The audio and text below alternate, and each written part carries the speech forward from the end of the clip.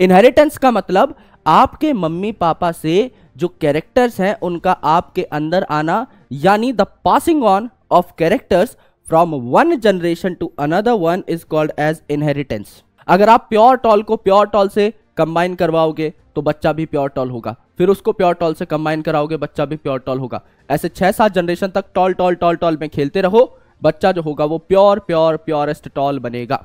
अगर आप देखें तो अब मेंडल साहब ने क्या किया, एक कैरेक्टर आपका अलग ले लिया, बाकी सारे कैरेक्टर सेम ले लिए। यानी एक प्लांट ऐसा लिया जिसमें सारे कैरेक्टर सेम थे, सीड शेप भी राउंड थी, सीड कलर भी येलो था, फ्लावर कलर भी वॉयलेट था, पॉड शेप भी इन्फ्लेटेड थी, ग्रीन कलर का पॉड था, एक्सियल आपके फ्लावर की पोजीशन थी, बस ये एक आपने कैरेक्टर चेंज कर दिया। सो हेलो एवरीवन, कैसे हैं आप सब लोग? I hope each and every one of you is doing absolutely good. My name is doctor Vipin Kumar Sharma और मैं आप सभी लोगों का तहे दिल से स्वागत करता हूं हमारी इस माइंड मैप सीरीज में ऑन आवर ब्यूटीफुल सा चैनल कंपटीशन वाला। और आज हम लोग स्टार्ट करने वाले हैं सबसे महत्वपूर्ण यूनिट को, जिसका नाम है genetics and evolution with the chapter principles of inheritance and variation. बहुत बड़ा चैप्टर है तो इसका माइंड मैप बनाना पहली बात तो डिफिकल्ट था, और दूसरा कम टाइम में ज्यादा से ज्यादा चीजों को कंसोलिडेट करके आपके सामने रखना जिससे आप सेटिस्फाई हो जाए, ये और डिफिकल्ट था। But I have tried my level best कि सारे के सारे इंपॉर्टेंट पॉइंट्स आप लोगों के सामने भी आ जाए और आपको कहीं कोई कमी, कोई वॉइड महसूस ना हो। सो ये so beautiful, so elegant, just looking like अ वाव नोट्स आप लोगों के लिए तैयार हो गए हैं, जिनको देख करके आप अपने एग्जामिनेशन से पहले सच में बोलेंगे कि वाह विपू भाई, मजा आ गया है। तो चलिए शुरुआत करते हैं इस चैप्टर की with the definition of chapter itself, principles of inheritance and variation. इन दोनों शब्दों में कई बातें छुपी हुई हैं। इनहेरिटेंस का मतलब आपके मम्मी पापा से जो कैरेक्टर्स हैं उनका आपके अंदर आना, यानी the passing on of characters from one generation to another one is called as inheritance. जब हमारे बच्चे पैदा होंगे तो मैं हूं और मेरी पार्टनर जो है, हमारे कैरेक्टर्स अगली जनरेशन्स में जा रहे होंगे। इस प्रोसेस को इनहेरिटेंस कहा जाता है। वेरिएशन का मतलब क्या है? आप 100% अपने पापा जैसे नहीं दिखते, आप 100% अपनी मम्मी जैसे नहीं दिखते। कुछ ऐसी वेरिएशंस हैं, कुछ ऐसे डिफरेंसेस हैं जो आप में आए, जो आपको अपने मम्मी पापा से अलग बना रहे हैं। That degree of difference is called as variation. तो ये कैरेक्टर्स कैसे पास ऑन होते हैं जनरेशन आफ्टर जनरेशन, और ये वेरिएशंस कैसे आती हैं, इसके प्रिंसिपल्स को, इसके रूल्स को हम लोग समझने वाले हैं इन दिस चैप्टर। ये इस चैप्टर का मोटो है। और ये जो चैप्टर है इसकी बुनियाद किन्होंने रखी थी? ये जो फील्ड है जेनेटिक्स, इसकी बुनियाद किन्होंने रखी थी? ग्रिगर जोहन मेंडल साहब ने। जे मेंडल साहब जो थे, इन्हें फादर ऑफ जेनेटिक्स कहा जाता है। एंड इन्होंने एक्सपेरिमेंट किए थे मटर पे, यानी पाइसम सताइवम पे, लगभग 7 साल तक, 1856 से 1863 तक। 7 साल एक्सपेरिमेंट करने का क्या कारण था? क्योंकि इन्हें स्टार्टिंग में प्योर लाइन बनानी थी, और प्योर लाइन बनाना जेनेटिक्स के एक्सपेरिमेंट में बहुत ही ज्यादा जरूरी है। ऐसा नहीं है कि मेंडल साहब पहले ऐसे इंसान थे जिन्होंने जेनेटिक एक्सपेरिमेंट्स किए या हाइब्रिडाइजेशन एक्सपेरिमेंट किए। He was not the first one. लेकिन इनसे पहले जिन्होंने भी एक्सपेरिमेंट किए, जैसे और भी काफी सारे साइंटिस्ट थे, नाइट भी थे, गॉस भी थे, इन्होंने जो एक्सपेरिमेंट किए ये प्योर लाइन ही नहीं बना पाए। तो जाहिर सी बात है, जब आप स्टार्टिंग ही गलत पॉइंट से करोगे तो आप रिजल्ट तक कैसे पहुंच पाओगे? राइट? आपको दिल्ली से मुंबई जाना है और आप ट्रेन पकड़ रहे हो जयपुर की, तो आप मुंबई थोड़ी पहुंच पाओगे। यानी आपकी तरफ से आपने एफर्ट लगाए लेकिन आप फिर भी डेस्टिनेशन तक नहीं पहुंचे।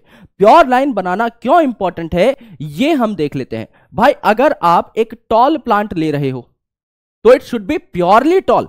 अगर भाई आपने एक प्लांट लिया है which is capital T small T, तो वो तो हाइब्रिड टॉल हुआ ना। मतलब दिखने में तो लंबा है लेकिन उसमें स्मॉल टी जो अलील है वो भी प्रेजेंट है। तो भाई वो तो आगे जाके कहीं किसी और स्मॉल टी से जुड़ गया तो हमारा प्रोजेनी प्लांट छोटा हो जाएगा, रिजल्ट सही आएगा ही नहीं। अगर मैं कह रहा हूं एक प्लांट प्योर टॉल है तो it should B capital T capital T. अगर मैं कह रहा हूं एक प्लांट प्योर डॉर्फ है, it should B small T, बात खत्म। इन्हें प्योर लाइन कहा जाता है। मिक्सिंग नहीं होनी चाहिए बीच में। प्योर टॉल तो दोनों जो अलील्स हैं कैपिटल टी ही होंगे, प्योर डॉर्फ है तो स्मॉल टी ही होंगे। इन्हें ट्रू ब्रीडिंग लाइंस कहा जाता है। तो आप मानेंगे नहीं, जो एक्सपेरिमेंट मेंडल साहब ने किए 7 साल, इनमें से लगभग 3.5-4 साल तो इनको प्योर लाइन बनाने में लगी, which is the best decision, क्योंकि उसके बाद इनके सारे रिजल्ट्स करेक्ट आते चले गए। अगर आप प्योर टॉल को प्योर टॉल से कंबाइन करवाओगे तो बच्चा भी प्योर टॉल होगा, फिर उसको प्योर टॉल से कंबाइन कराओगे बच्चा भी प्योर टॉल होगा। ऐसे 6-7 जनरेशन तक टॉल टॉल टॉल टॉल में खेलते रहो, बच्चा जो होगा वो प्योरेस्ट टॉल बनेगा। सिमिलरली आप ड्वार्फ को ड्वार्फ से कराते रहो, फिर इस ड्वार्फ को ड्वार्फ से कराते रहो, फिर इस ड्वार्फ को ड्वार्फ से कराते रहो, जितने बच्चे हुए उनको और ड्वार्फ से आप क्रॉस कराते रहो। एंड में जो बच्चा बनेगा उसमें कई जनरेशन तक ड्वार्फनेस आ रही है, उसमें ड्वार्फनेस एकदम बैठ जाएगी, पक जाएगा वो आपका प्लांट ड्वार्फनेस के लिए, इसे प्योर ड्वार्फ बोलेंगे। तो आप किसी भी कैरेक्टर को ले लीजिए, ये वो 7 कैरेक्टर थे जो कि मेंडल साहब ने लिए थे। तो कैरेक्टर कितने थे? 7, और ट्रेट कितने थे? 14। डिफरेंस समझिए कैरेक्टर और ट्रेट में। कैरेक्टर क्या है? प्लांट का कोई फीचर है या आपका कोई फीचर है, दैट इज कैरेक्टर। ट्रेट क्या है? उस कैरेक्टर का एक्सप्रेशन है, यानी कितने तरीके के एक्सप्रेशन हो सकते हैं कैरेक्टर के। समझिए, फॉर एग्जाम्पल मैं कहता हूं हमारी आंखों का कलर, हमारी आंखों का कलर क्या है? कैरेक्टर है। अब ये काली आंखें भी हो सकती हैं, भूरी आंखें भी हो सकती हैं, हनी सिंह की ब्लू आइज भी हो सकती हैं। तो मेरे भाई ये क्या हुआ? ब्लैक, ब्राउन, ब्लू, ये क्या हुए? ट्रेट्स हुए, डिफरेंट ट्रेट्स हुए। कि एक कैरेक्टर है आई कलर, अब वो कितने टाइप का है, दैट इज ट्रेट। करेक्ट। यहां पर अगर आप देखें तो सीड शेप है आपके मटर की, तो सीड शेप अगर गोल मटोल है तो ये डोमिनेंट है, और रिंकल्ड है तो ये रिसेसिव है। अब डोमिनेंट और रिसेसिव क्या होता है?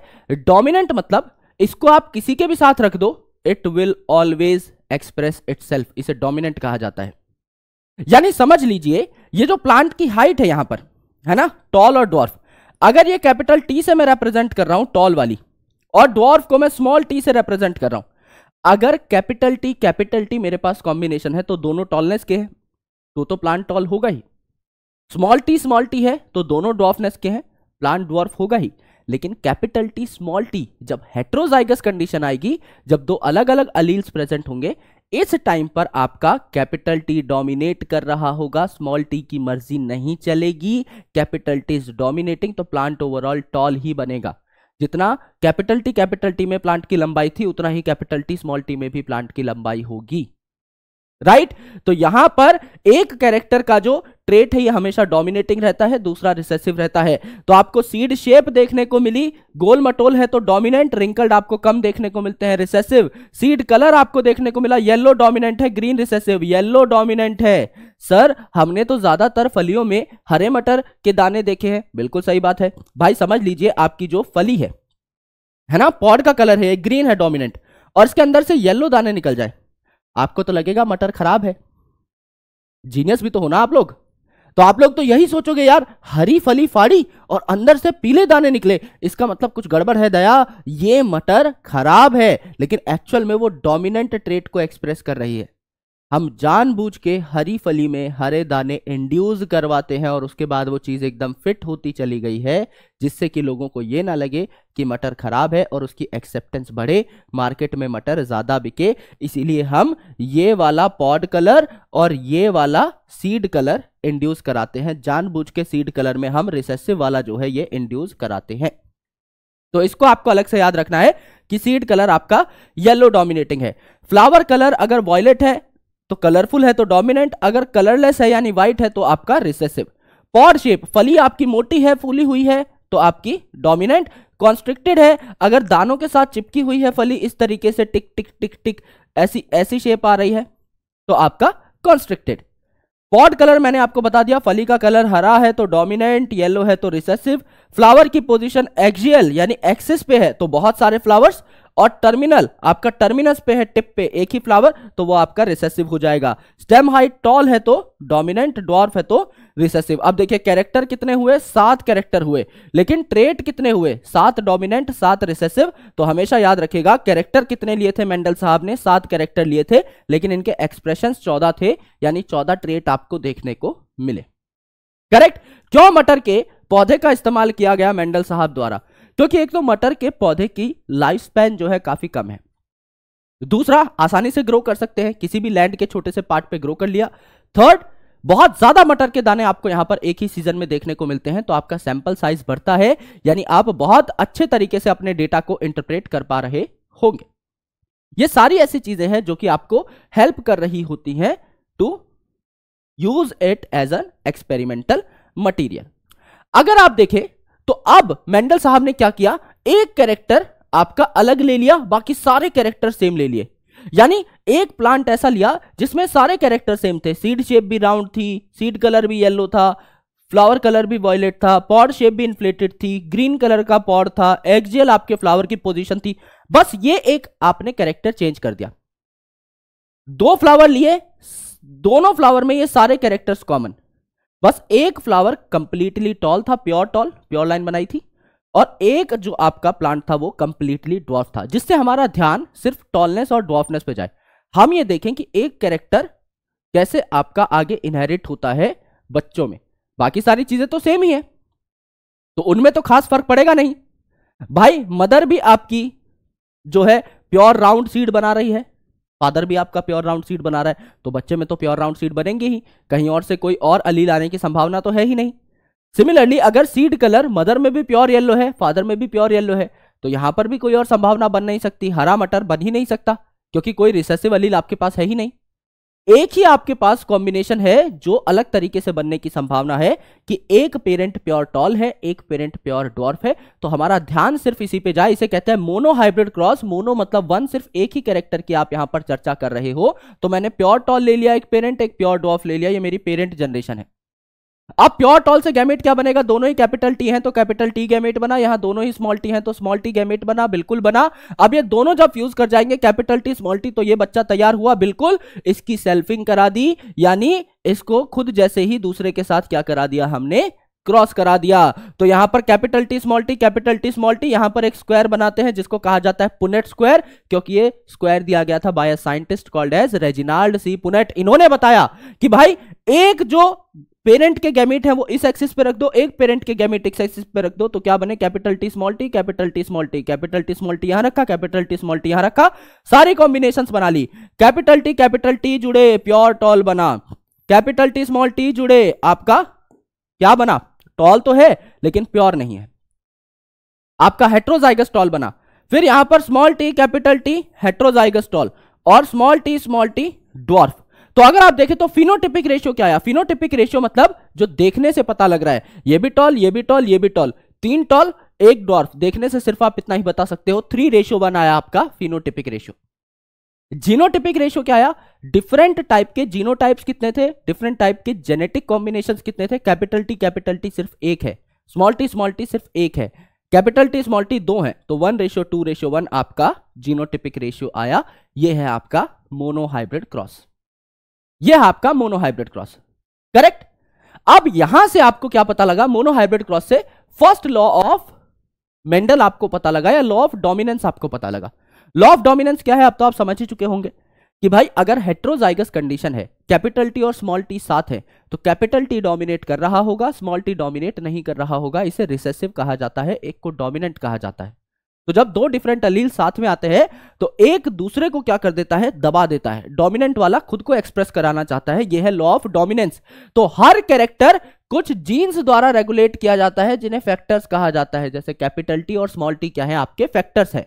जब हेट्रोजाइगस कंडीशन आएगी, यानी जब कैपिटल टी और स्मॉल टी साथ प्रेजेंट होंगे, तो सिर्फ एक आपका डोमिनेट करेगा, दूसरा आपका रिसेसिव हो जाएगा। जैसे कैपिटल टी स्मॉल टी में से सिर्फ कैपिटल टी डोमिनेट करेगा, स्मॉल टी रिसेसिव हो जाएगा।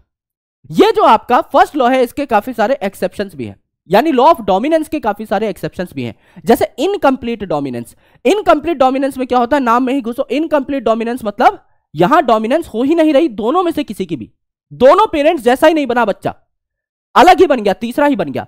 तो यहां पर क्या हुआ मेरे दोस्त, यहां पर आपने स्नैपड्रैगन का फ्लावर लिया, इसे एंटीरहेनियम मेजस भी कहा जाता है।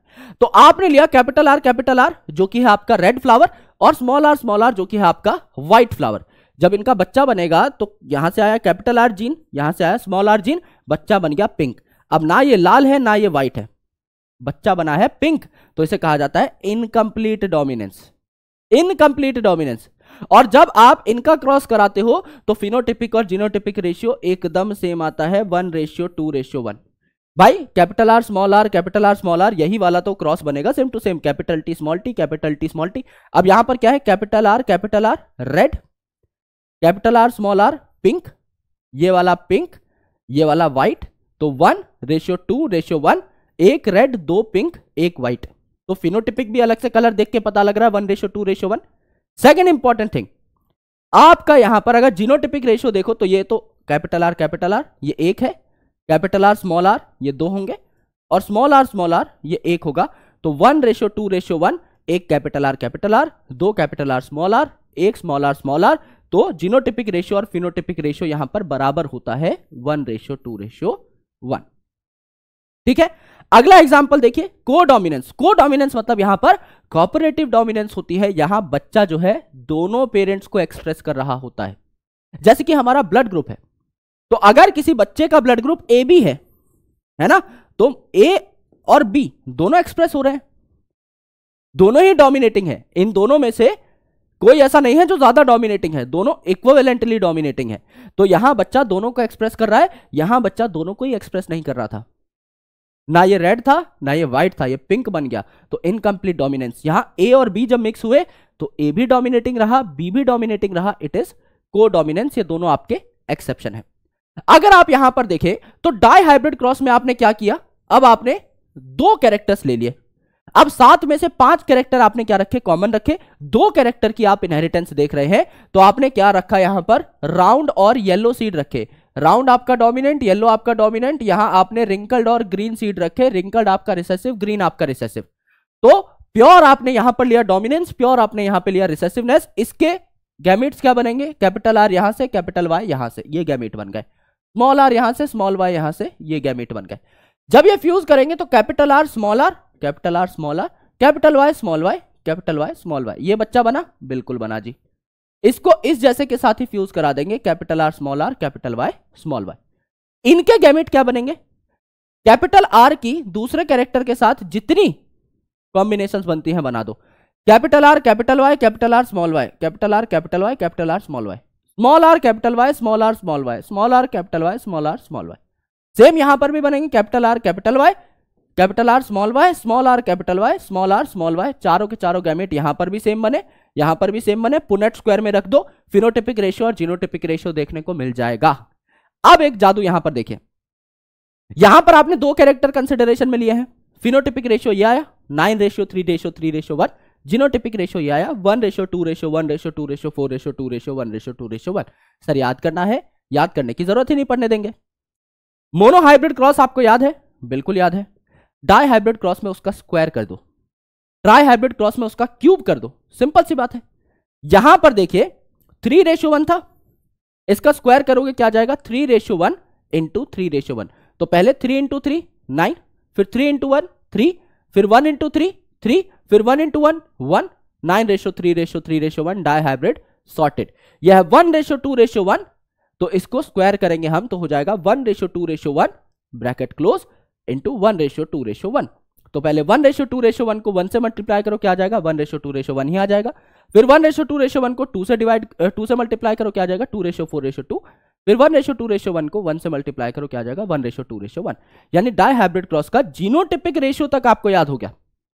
अगर मैं इसका ट्राई हाइब्रिड क्रॉस के लिए निकालना चाहूं, और आसान है, इस पूरे को मैं 1:2:1 से फिर मल्टीप्लाई कर दूंगा।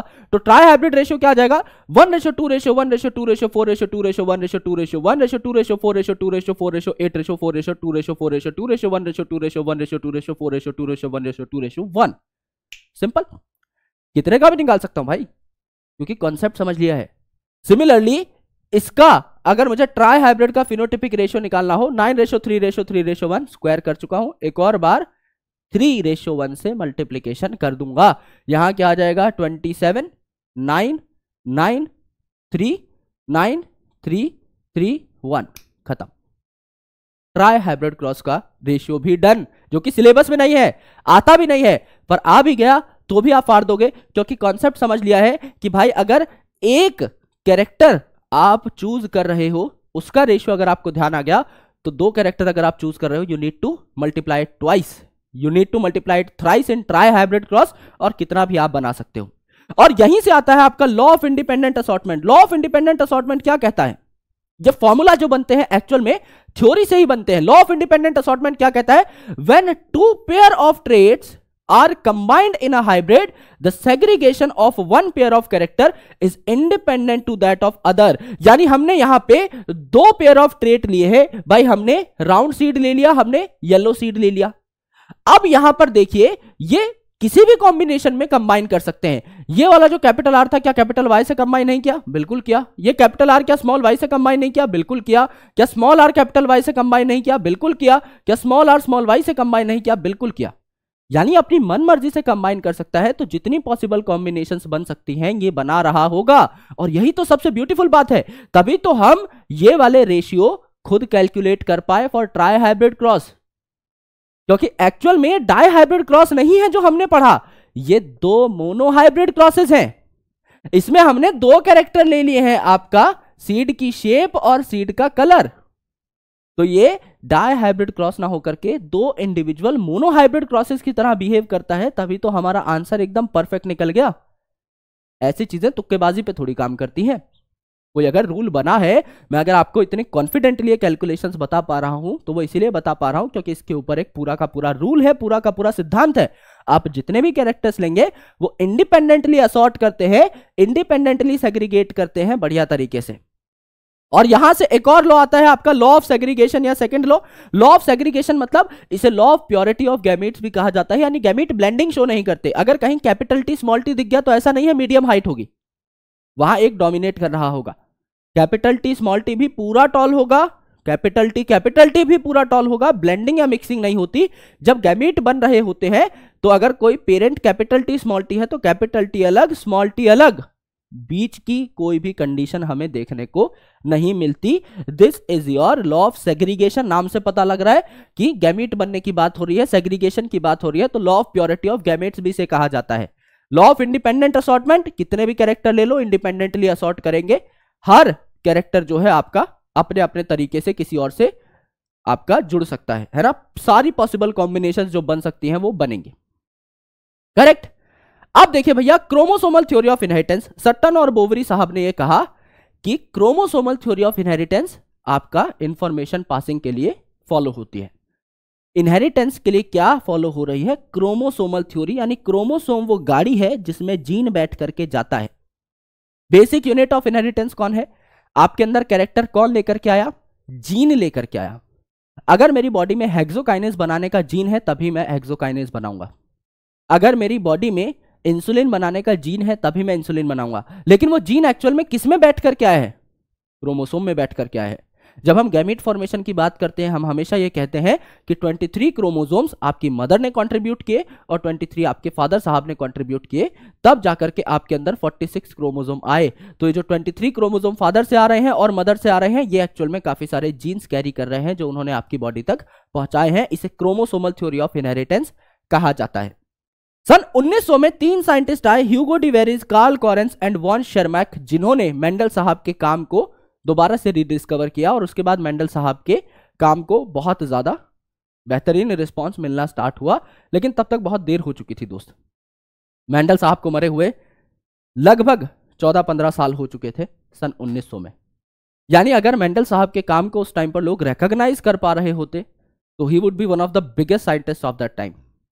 लेकिन उनके काम को वो रिकॉग्निशन मिल ही नहीं पाई क्योंकि उनका काम जो था it was far ahead of his time. वो अपने वक्त से 20-25 साल आगे चल रहे थे, जो गलती नहीं है, लेकिन हाँ वो हमारी गलती है कि हम उस काम को पहचान नहीं पाए। उस टाइम के साइंटिस्ट ने मेंडल साहब के काम को बहुत नेग्लेक्ट किया और जिस टाइम पर उनका काम रिकॉग्नाइज हुआ तब तक बहुत देर हो चुकी थी।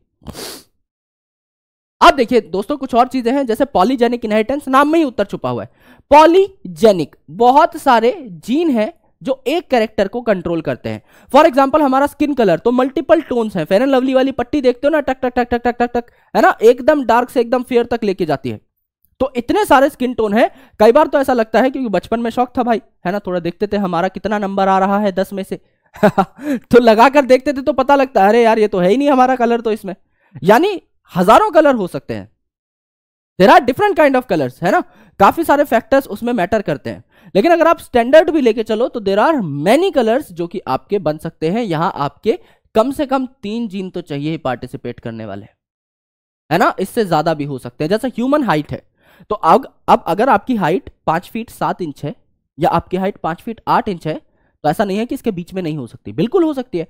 हम थोड़ा राउंड ऑफ करके उस हाइट को 5 7 या 5 8 बता देते हैं, लेकिन इसके बीच में भी कहीं हाइट हो सकती है। तो आपके बहुत ज्यादा ग्रेडियंट्स यहां पर बन सकते हैं, बहुत छोटा छोटा माइन्यूट डिफरेंस भी हो सकता है। तो ये जो हाइट और कलर है ह्यूमन के, ये रेगुलेट करते हैं 3 या उससे ज्यादा जीन्स। जैसे ए बी और सी जीन जो है ये रेगुलेट करते हैं ह्यूमन स्किन कलर को, राइट। सारे डोमिनेंट हैं तो बहुत डार्केस्ट कलर आएगा, सारे रिसेसिव हैं तो बहुत लाइटेस्ट कलर आपका आ रहा होगा। नाम से ही पता लग रहा है पॉलीजेनिक इनहेरिटेंस, मल्टीपल जीन यहां पर काम आ रहे हैं। देन है प्लियोट्रॉपी।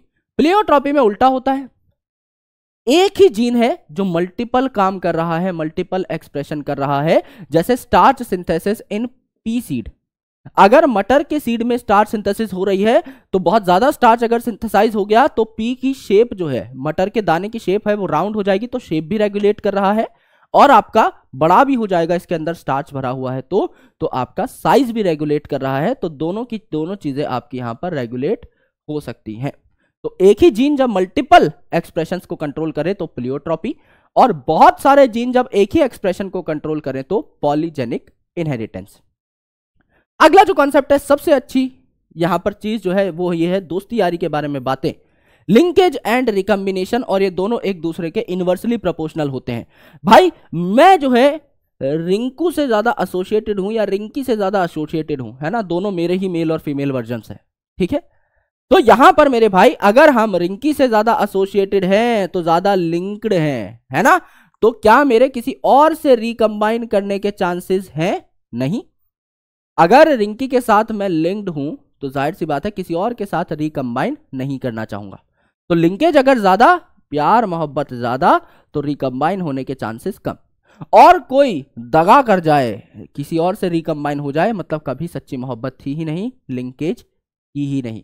तो जितनी ज्यादा लिंकेज यानी जीन्स जो जितने पास पास प्रेजेंट है क्रोमोसोम पे, वो अगली जनरेशन में साथ जाते हैं, और जो दूर दूर है जीन्स वो आपका अलग अलग हो सकते हैं।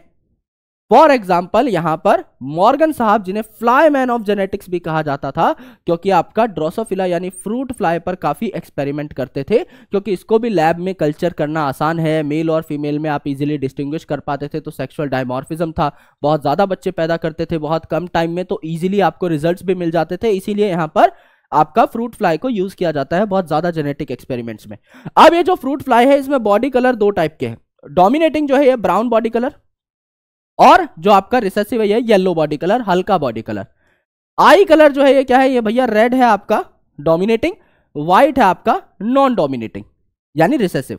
विंग जो साइज है ये है आपका लार्ज, अगर बड़े पंख हैं तो डोमिनेटिंग, मिनिएचर यानी मीडियम पंख हैं तो आपके एक तरीके से रिसेसिव।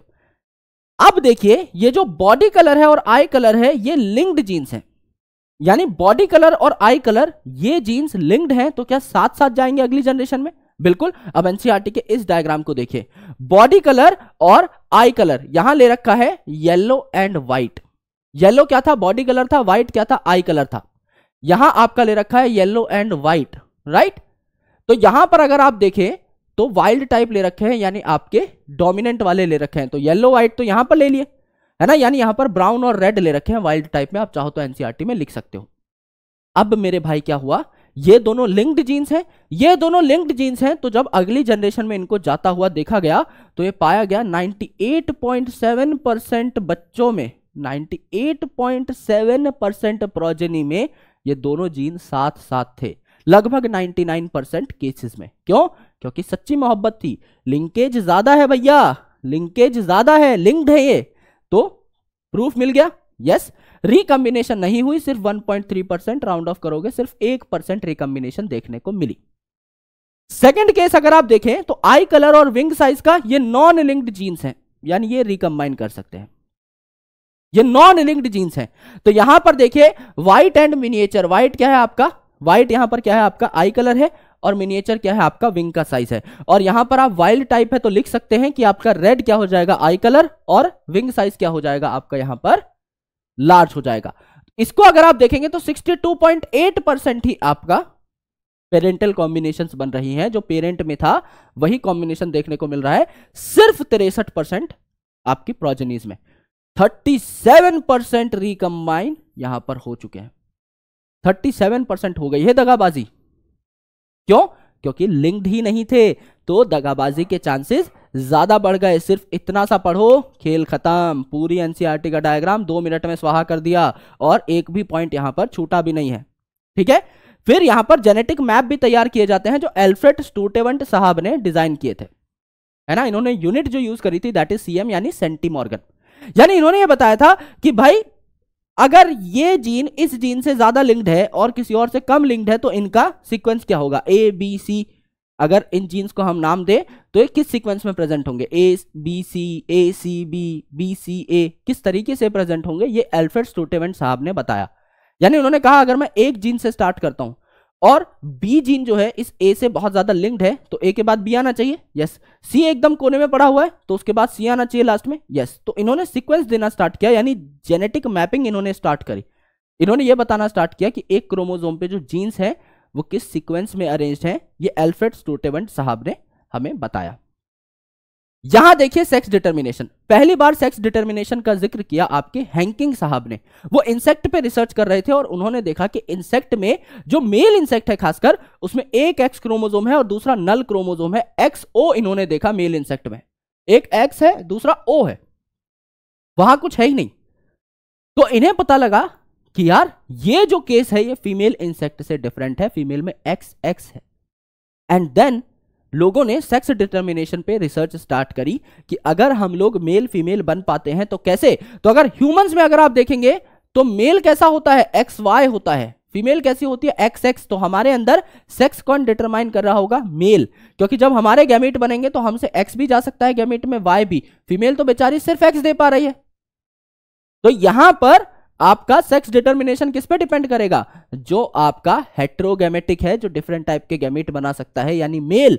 तो XX XY type of sex determination human और ड्रोसोफिला में पाया जाता है। ज्यादातर इंसेक्ट में क्या मिलता है, XX XO type of sex determination. यहां मेल आपका क्या होता है, एक्सो होता है, यानी यहां पर भी आपका मेल सेक्स डिटरमाइन करता है। सबसे स्टैंडर्ड केस जो पेपर में पूछा जाता है वो है बर्ड का ZWZZ। तो यहां पे ZZ है मेल, ZW है फीमेल, यानी यहां पर सेक्स कौन डिटरमाइन कर रही होगी, फीमेल सेक्स डिटरमाइन कर रही होगी। यहां आपकी हेट्रोगैमेटिक कंडीशन है। और हनी बी का क्लासिक एग्जांपल है, यहां जो मेल है वो हैप्लॉइड होता है 16 क्रोमोसोम के साथ, फीमेल आपकी डिप्लॉइड होती है 32 क्रोमोसोम के साथ। तो फीमेल सारी डिप्लॉइड होंगी, मेल आपका सीधा सीधा फीमेल गैमेट से ही बन जाएगा, कोई गैमेटिक फ्यूजन यहां पर नहीं होगी, यह आपका पार्थेनोजेनेसिस से बनेगा और ये हैप्लॉइड होगा। ये आपका सेक्स डिटर्मिनेशन है। म्यूटेशन अगर आप देखें तो म्यूटेशन क्या होता है, डीएनए और आरएनए में कोई चेंज हो जाए किसी फिजिकल कारण से, यानी रेडिएशन वगैरह से, किसी केमिकल म्यूटाजन से, तो उसे म्यूटेशन कहा जाता है। नेचुरली भी म्यूटेशन हो सकती है ना। तो यहां पर एक क्लासिक एग्जांपल लेते हैं भाई, सीकल सेल अनीमिया का। ये क्या है, एक पॉइंट म्यूटेशन का एग्जांपल है, यानी यहां पर सिर्फ एक पॉइंट पर एक नाइट्रोजिनस बेस पे चेंज आ जाता है। आप अगर आरएनए की बात करें तो GAG की जगह GUG आ जाता है, जिसकी जगह अमीनो एसिड क्या बन जाएंगे, ग्लूटामिक एसिड की जगह वेलिन। सिर्फ 6th position of beta globin chain पे, हेमोग्लोबिन की जो चेन्स होती हैं उनमें बीटा वाली जो चेन है उसकी 6th पोजीशन पे ग्लूटामिक एसिड की जगह वेलाइन आ गया। सिर्फ इतनी सी बात थी, पर यह सिर्फ इतनी सी बात नहीं थी। आपकी सारी आरबीसीज की शेप गोल मटोल से सिकल शेप, दराती जैसी शेप की हो गई, पतली हो गई। ये ज्यादा ऑक्सीजन कैरी नहीं कर पा रही थी, ज्यादा हेमोग्लोबिन कैरी नहीं कर पा रही थी, पूरी बॉडी का कबाड़ा हो गया सिर्फ इस पॉइंट म्यूटेशन की वजह से। तो म्यूटेशन कभी भी छोटी नहीं होती, इस बात का ध्यान रखिएगा, ठीक है। अगर आप देखना चाहें तो सिकल सेल एनीमिया को यहां पर देख ही लेते हैं, है ना। यहां पर देखिए ग्लूटामिक एसिड जो है इसकी जगह क्या आ गया, वेलाइन आ गया on 6th position of beta globin chain. इसे हम क्या कहते हैं, इसे हम क्या कहते हैं, सिकल सेल एनीमिया कहते हैं। और ये आपकी बहुत खतरनाक डिजीज है, इसमें आपके सारे के सारे आरबीसी सिकल शेप हो जाते हैं। अगर आप दोस्तों बीमारी देखें तो ये ऑटोसोमल बीमारियां भी हो सकती है हमारी बॉडी में, सेक्स लिंक्ड बीमारियां भी हो सकती है। ऑटोसोमल मतलब एक्स वाई क्रोमोसोम को छोड़ के, जिस भी क्रोमोसोम पे अगर बीमारी हो रही है एक्स वाई को छोड़ के, तो इट इज ऑटोसोमल डिजीज, उसे ऑटोसोम कहा जाता है। और सेक्स लिंक्ड यानी सेक्स क्रोमोसोम पे अगर कोई बीमारी है, चाहे एक्स वाले क्रोमोसोम पे चाहे वाई क्रोमोसोम पे, तो ये सेक्स लिंक्ड बीमारी है, इसे एलोसोम कहा जाता है। तो ऑटोसोम हमारी बॉडी में कितने हुए? अगर मैं अपने डिप्लॉयड सेल की बात करूं तो 2 सेक्स क्रोमोसोम है, क्योंकि मैं मेल हूं तो मेरे अंदर एक्स वाई कंडीशन है, आप फीमेल हो तो आपके अंदर एक्स एक्स कंडीशन है, उनको साइड रख दो। 46 में से बचे कितने सेक्स क्रोमोसोम को छोड़ के? 44। इन 44 क्रोमोसोम्स में से किसी में अगर गड़बड़ है तो इट इज ऑटोसोमल डिजीज, और ये जो 2 सेक्स क्रोमोसोम है इनमें अगर गड़बड़ है तो सेक्स लिंक डिजीज। अब ये ऑटोसोमल डिजीज हो सकती है डोमिनेंट, यानी ये बीमारी सिर्फ तभी एक्सप्रेस करेगी जब डोमिनेंट कंडीशन हो। तो ऑटोसोम को अगर आप ए से लिखते हो तो आपकी बीमारी कब होगी? जब कैपिटल ए कंडीशन हो या कैपिटल ए कंडीशन हो, इसके अलावा नहीं होगी। स्मॉल ए कंडीशन है तो डोमिनेंट बीमारी नहीं हो सकती। रिसेसिव बीमारी कब होगी? सिर्फ जब स्मॉल ए हो। एक भी कैपिटल ए है तो डोमिनेंट की तरफ चला जाएगा तो बीमारी नहीं होगी। सिमिलरली सेक्स लिंक्ड बीमारी है तो वाई लिंक तो सिर्फ आपकी मेल में हो पाएगी, फीमेल में तो वाई क्रोमोसोम होता ही नहीं है। एक्स लिंक्ड बीमारी जो है मेरे भाई मेरे दोस्त, ये आपकी डोमिनेंट भी हो सकती है, जब आपका एक एक्स क्रोमोसोम पे भी डोमिनेंट अगर आपका अलील है तो भी बीमारी हो जाएगी, क्योंकि डोमिनेंट तो एक है तो भी काम कर जाएगा। रिसेसिव बीमारी सिर्फ तब होती है जब आपका दोनों एक्स क्रोमोसोम पे रिसेसिव अलील पाया जा रहा हो। और एक्स लिंक्ड रिसेसिव बीमारी की एक खास बात है, ये दिखाती है criss cross pattern. Criss cross pattern यानी एक जनरेशन में आपका फीमेल को बीमारी होगी, फीमेल से मेल में जाएगी, मेल से फीमेल में, फीमेल से मेल में, मेल से फीमेल में, एंड सो ऑन। तो एक क्रिस क्रॉस पैटर्न दिखाएगी सेक्सिस के बीच में, मेल से फीमेल, फीमेल से मेल, मेल से फीमेल, फीमेल से मेल। इस प्रकार से ये एक्स लिंक्ड रिसेसिव की अलग से पहचान है। जब भी आप कोई पेडिग्री सॉल्व कर रहे हो हमेशा सबसे पहले डोमिनेंट रिसेसिव देखो। अगर बीमारी बहुत फ्रीक्वेंटली हो रही है, हर जनरेशन में बीमारी हो रही है, 90% चांसेस है कि वो आपका डोमिनेंट है। डोमिनेंट है तो फटाफट उसको सॉल्व कर लीजिए कि ये सेक्स लिंक्ड डोमिनेंट है या ऑटोसोमल डोमिनेंट है। अगर हर जनरेशन में बीमारी नहीं हो रही है, इसका मतलब बीमारी रिसेसिव होने के चांसेस है। ठीक है, अगर बीमारी रिसेसिव होने के चांसेस है तो आप क्रिस क्रॉस पैटर्न देख लो। अगर क्रिस क्रॉस पैटर्न है तो एक्स लिंक्ड रिसेसिव, अगर क्रिस क्रॉस पैटर्न नहीं है तो आपका ऑटोसोमल रिसेसिव। और अगर सिर्फ मेल में ही बीमारी है, एक पूरी पेडिग्री बनी हुई है, 4 मेल के अंदर ही बीमारी है, तो मतलब पक्का आपकी वाई लिंक्ड है। तो आप अलग तरीके से इसको सॉल्व कर सकते हो, बहुत इजी तरीके से। मैंने एक वीडियो भी बना रखी है how to solve pedigree faster, तो वो आप इस चैनल के ऊपर सर्च कर सकते हो, आपको एक आइडिया लग जाएगा। ठीक है, अब यहां पर देखिए पेडिग्री एनालिसिस मतलब किसी फैमिली की आपने हिस्ट्री देखी और उनके कैरेक्टर्स को नोट करने की कोशिश करी कि किस फैमिली मेंबर में कौन सा कैरेक्टर हमें देखने को मिला, कौन सी बीमारी देखने को मिली। For several generations you have did that research, इसे हम पेडिग्री एनालिसिस कहते हैं। कुछ सिंबल्स हैं यहां पर, जैसे डब्बा बना दिया तो मेल है, गोला बना दिया तो फीमेल है, और अगर आपने यहां पर अलग सा डब्बा बनाया है देन इसका मतलब है सेक्स अनस्पेसिफाइड, मतलब आपको याद नहीं है कि मेल था या फीमेल था। जैसे किसी के दादाजी के 10 बच्चे हैं, अब ध्यान ही नहीं है कितने बेटे थे कितनी बेटी, बहुत पुराने जमाने की बात हो गई है, तो हाँ कोई अनस्पेसिफाइड कर दिया, ध्यान नहीं है। ठीक है, ये अगर आपने रंग बिरंगे कर दिए हैं इसका मतलब इनको बीमारी थी, दे आर अफेक्टेड। अगर सिंगल डंडी है मेल और फीमेल के बीच में, इसका मतलब शादी ब्याह हो चुका है। और अगर 2 डंडे हैं इसका मतलब रिलेटिव्स के बीच में मैरिज हो चुकी है। इंडिया में अगर आप देखें तो साउथ इंडियन कुछ एरियाज है जहां पे काफी कॉमन है, इसे कंसनजीनियस मैरिज कहा जाता है। ठीक है, तो कंसनजीनियस मैरिज या कंसनजीनियस मीटिंग है, इसको थोड़ा सा अभी प्रमोट नहीं किया जा रहा है क्योंकि आपको वेरिएशंस की जरूरत होती है। अगर आप सेम लीनिएज में शादी कर लोगे, आपके पूर्वज अगर सेम थे तो आप में सेम तरीके के ही जीन्स होंगे, तो आपके बच्चे की जो एबिलिटीज हैं वो कंपैरेटिवली कम रह जाती हैं। इसीलिए it is promoted to have सब मैरिजेस जहां पर आप वेरिएशंस को वेलकम कर पा रहे हो। यहां पर अगर आप देखें तो एक डंडा है और फिर दूसरा डंडा यानी सेकंड जनरेशन, यहां पहले वो बच्चा बनाओगे जो पहले पैदा हुआ, यानी फीमेल पहले पैदा हुई है, और फिर आपका मेल पैदा हुआ है, पहले बेटिया फिर बेटा। ये हमें जेनेटिक यहां से समझ में आ जाता है पेडिग्री चार्ट से। ठीक है, अगर एक ही बेटा हुआ है और वो लाल कलर का है यानी कलर कर रखा है यानी अफेक्टेड है, बीमार है, और 5 बच्चे और 5 सुरक्षित, तो डब्बा बना करके इनाम दिया जाता है, 5 लिखा जाता है सेंटर पे, 5 अनअफेक्टेड ऑफस्प्रिंग यहां पर आपको देखने को मिल रही है, ये भी हम लोग लिख सकते हैं। करेक्ट। अलग अलग बीमारियां हैं जिनके बारे में डिस्कशन करनी है, एक एक लाइन में ही निपटा देते हैं। सबसे छोटी बात कहूं, सबसे मस्त बात, CH। अब जैसे याद करना है करो, चंडीगढ़ से याद करो या फिर और भी तरीके हैं, यू नो वेल, है ना। C और H ये दो ही बीमारी आपके सिलेबस में है जो कि आपकी एक्स लिंक्ड रिसेसिव है, राइट, जो कि आपकी सेक्स लिंक्ड रिसेसिव है ना, एक्स लिंक्ड रिसेसिव है। C for colour blindness, H for haemophilia. इसके अलावा लगभग सारी ऑटोसोमल रिसेसिव है सारी आपके सिलेबस में रिसेसिव बीमारियां ही। तो दो तो सेक्स लिंक्ड रिसेसिव है, बाकी सारी ऑटोसोमल रिसेसिव है। एक आपकी पेडिग्री के अंदर दे रखी है एनसीईआरटी में, मायोटोनिक डायस्ट्रोफी, जो ऑटोसोमल डोमिनेंट है ना। वो पेडिग्री के डायग्राम में दे रखी है, यहां पर नहीं दे रखी, बट हमने ऐड कर दी है। तो वो आपको वैसे भी अलग से याद रखनी होती है। जो बीमारियों का चार्ट आप पढ़ेंगे उसमें दो हैं एक्स लिंक्ड रिसेसिव, बाकी सारी हैं ऑटोसोमल रिसेसिव। तो ये बात तो कर देते हैं खत्म। कलर ब्लाइंडनेस मतलब कलर देखने में आपको प्रॉब्लम हो रही है, आप रेड और ब्लू को, ग्रीन को डिस्क्रिमिनेट नहीं कर पा रहे हैं, तो ये 20 गुना ज्यादा होने की संभावना होती है आदमी में, है ना। 8% हो सकती है आदमी में, जबकि फीमेल में सिर्फ 0.4%, क्योंकि एक्स लिंक्ड रिसेसिव है। आदमी में एक ही एक्स क्रोमोसोम है, अगर उस पर रिसेसिव आ गया खेल ही खत्म। फीमेल में दोनों केसेस में रिसेसिव होना इज वेरी डिफिकल्ट, करेक्ट। तो अगर आपको ग्रीन कलर देखने में प्रॉब्लम हो रही है तो यह है ड्यूटेरोनोपिया। माउंटेन ड्यू किस कलर की होती है? ग्रीन कलर की। तो ड्यूटेरोनोपिया क्या है? Green colour blindness. और रेड बचा आपका यह है प्रोटेरोनोपिया, है ना। सेकंड अल्फाबेट ही आर है, तो रेड से याद कर लो। अगर आप हेमोफीलिया की बात करेंगे तो हेमो मतलब ब्लड से रिलेटेड है, यानी यहां पर ब्लड क्लॉटिंग अफेक्ट हो जाती है। एक छोटा कट भी अगर आपको लग जाता है तो यहां पर बहुत ज्यादा दिक्कत होने के चांसेस हैं, अनस्टॉप्ड ब्लीडिंग आपकी होती रहती है।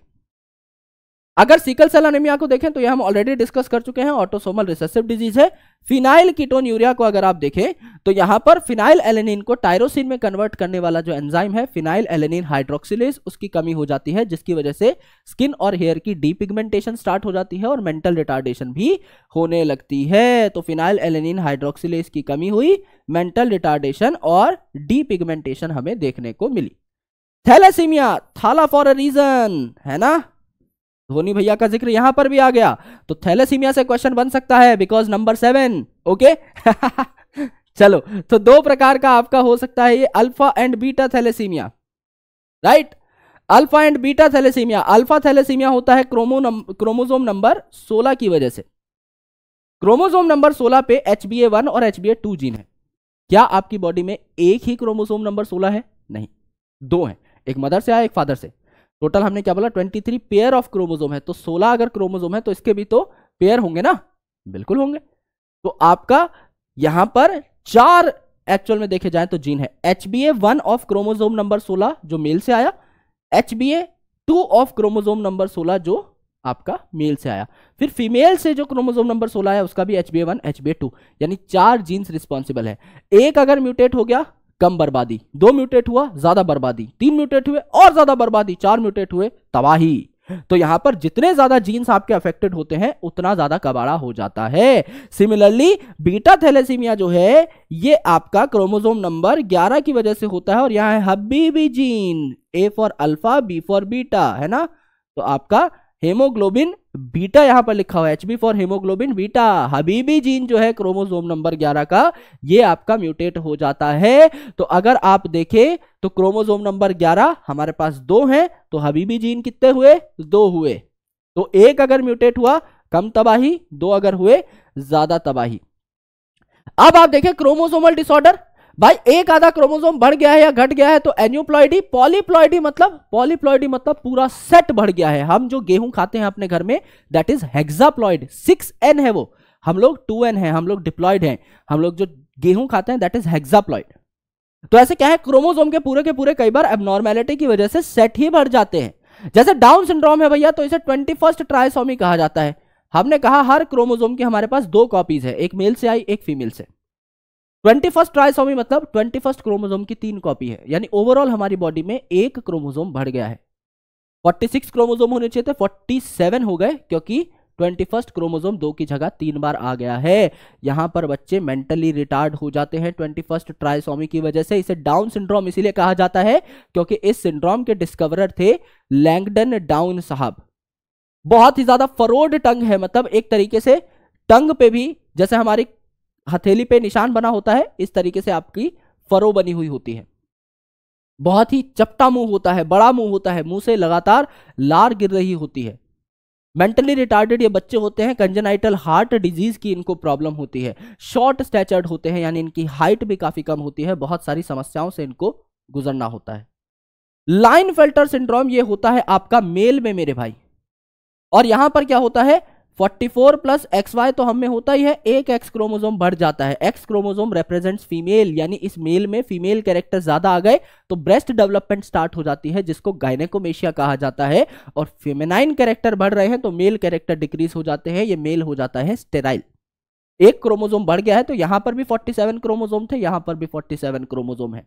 टर्नर क्रोमोसोम में एक क्रोमोसोम घट जाता है टर्नर सिंड्रोम में, यह फीमेल में होती है डिजीज, जहां पर 44 क्रोमोसोम है अपने ऑटोसोम, और XX होना चाहिए, एक एक्स गायब हो गया। अब फीमेल से एक एक्स गायब हो गया, यानी फीमेल कैरेक्टर घट गए, मेल कैरेक्टर इनमें थोड़े से ज्यादा आ जाते हैं। राइट, रूडिमेंट्री हो जाती है इनकी ओवरी, यानी ये भी आपकी ओवरऑल क्या हो जाती है, स्टेराइल हो जाती है ना, ये भी फिर आगे फर्टाइल नहीं रह पाती। तो मुझे लगता है दोस्त आपको बहुत मजा आया होगा ये सेशन देख के। इतना बड़ा चैप्टर इतने कम टाइम में कंसोलिडेट करना was a tough task, but if you really enjoyed this session तो एक बार Vipu sir OP in the comment section please, जिससे हमारा मोरल रहे एकदम बूस्टेड और मैं मिल सकूं आपसे अगले सेशन में, जहां पर एक और बड़े पहाड़ को हमें तोड़ना है। Molecular basis of inheritance chapter को हमें डिटेल में समझना है। अगर आप इस चैप्टर को डिटेल में देखना चाहते हैं, कॉम्पिटिशन वाला पे भी वीडियो आई हुई है, यकीन चैनल के ऊपर भी complete NCERT line by line video आई हुई है, लगभग 5.5-6 घंटे की, जहां पर इस चैप्टर का कोई भी टॉपिक अगर आपको ऐसा लगता है कि आपको नहीं आता, सीधा टाइम स्टैंप जो है उसको सरपास करके मेन टॉपिक पे पहुंचिए, देखिए, फटाफट PYQ लगाइए, सारे के पंच के क्वेश्चन सॉल्व करिए, and you are more than done for your examinations. Right, तो थोड़ा सा स्मार्ट स्ट्रैटेजी से चलना पड़ेगा, सिंस माइंड मैप लेक्चर है तो बहुत ही ज्यादा क्रिस्प होना चाहिए, and I think I have done justice to my work. Thank you so much, lots of love, जय हिंद। मिलता हूं अगले माइंड मैप में, जहां तोड़ रहे होंगे, फोड़ रहे होंगे मॉलिक्यूलर बेसिस ऑफ इनहेरिटेंस को। शुक्रिया, take care, love you all, thank you.